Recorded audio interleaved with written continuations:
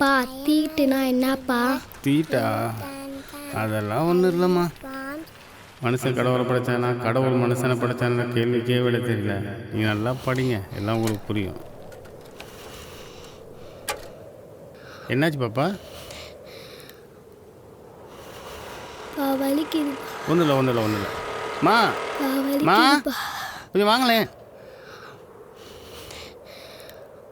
என்னாச்சு? பாப்பா வயிறு வலின்னு சொல்கிறா. அக்கா அக்கா அக்கா ஒரு நிமிஷங்கா.